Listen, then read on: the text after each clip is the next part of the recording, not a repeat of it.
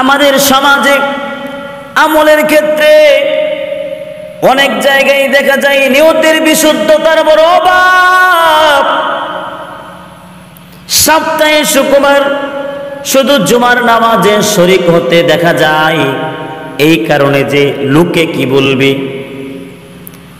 5 ওয়াক্ত নামাজে এদের শরীক হতে দেখা যায়। ইবনুল খাত্তাব রাদিয়াল্লাহু তাআলা আনহু قال قال رسول الله صلى الله عليه وسلم إنما الأعمال بالنيات وإنما لامرئ ما نوى فمن كان هجرته إلى الله ورسوله فهجرته إلى الله ورسوله ومن كان هجرته إلى دنيا يصيبها أو امرأة يتزوجها فهجرته إلى ما هاجر إليه।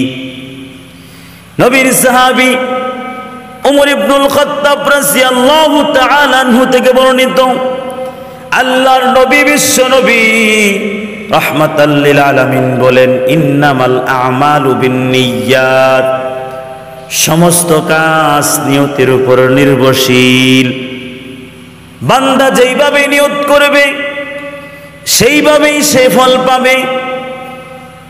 ওয়া ইন্নামা লিমরিইম মা নাওয়া ফামান কানা হিজরাতুহু ইলাল্লাহি ওয়া রাসূলিহি, যে ব্যক্তি আল্লাহ ও তার রাসূলের জন্য হিজরত করবে তার সেই হিজরত আল্লাহ ও তার রাসূলের জন্য দেশ ত্যাগ করবে, ভ্রমণ করবে, সফর করবে।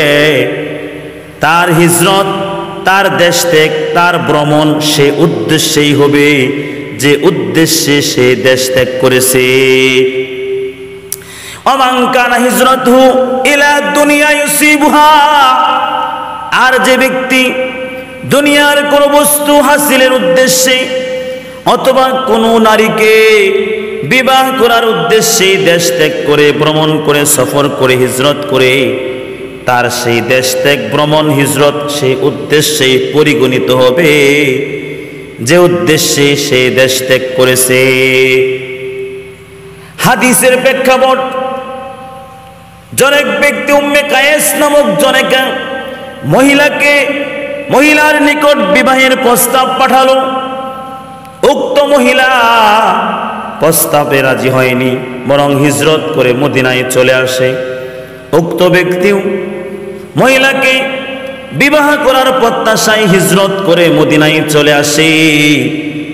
তখন এই ব্যাপারটি আল্লাহর নবী বিশ্ব নবী রহমাতাল লিল আলামিনের কাছে পুষে আল্লাহর নবী সাহাবীদেরকে নিয়তের অশুদ্ধতা সম্পর্কে জানায়া দিলেন।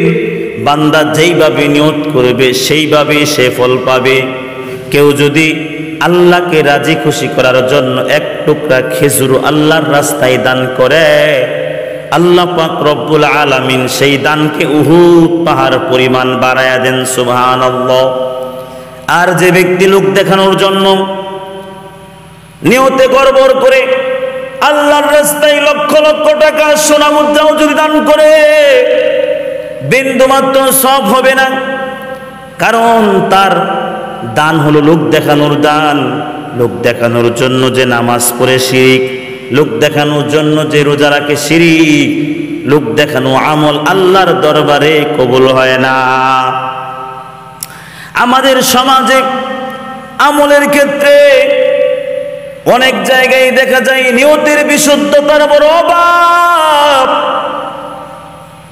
সপ্তাহে শুক্রবার শুধু জুমার নামাজে শরীক হতে দেখা যায়, এই কারণে যে লোকে কি বলবে, 5 ওয়াক্ত নামাজে এদের শরীক হতে দেখা যায় না। রমজান মাসে সিয়াম পালন না করেও ইফতারের সময় গট করে আয়োজন বা ইফতার পার্টি, ইফতারি আয়োজনে সবার আগে হাজির। কারণ কি, লোকে কি বলবে? কুরবানির সময় প্রতিযোগিতা করে উচ্চ মূল্যে কুরবানি করে, এই জন্য যে লোকে বাহবা দিবে।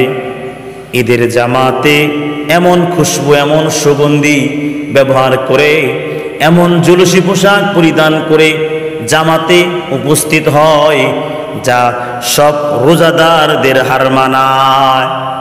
নির্বাচনের সময় মৌসুমী টুপি পরিধান করে, লম্বা জামা পরিধান করে, হাতে তাসবিহ নিয়ে মসজিদে মসজিদে ধর্ণা দেয়, দান সদকার ওয়াদা করে,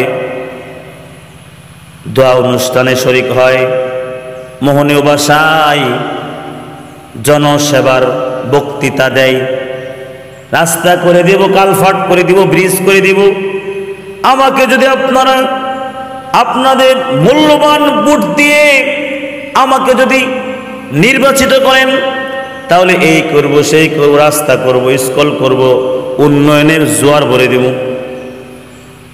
যখন নির্বাচনে জয়ী হয়ে যায়, তখন হারিকেল জ্বালায়াও এদেরকে পাওয়া যায় না। এই যে এরা এগুলো করে লোক বোলানোর জন্য, মানুষকে দেখানোর জন্য, মানুষকে খুশি করার জন্য, এইসব বদ ধার্মিকদের অশুদ্ধ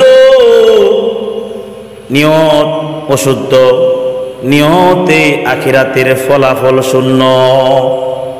ওরা আখিরাতে কিছুই পাবে না, কারণ লোক দেখানোর জন্য এরা এসব করেছে। এজন্যই তো আল্লাহর হাবিব বলেন, ইন্নামাল আমালু বিন্নিয়াত, সমস্ত কাজ নিয়তের উপর নির্ভরশীল। কেউ আল্লাহর ঘর মসজিদে দান করেছে 2000 টাকা, নিয়ত হলো আল্লাহকে রাজি খুশি করা।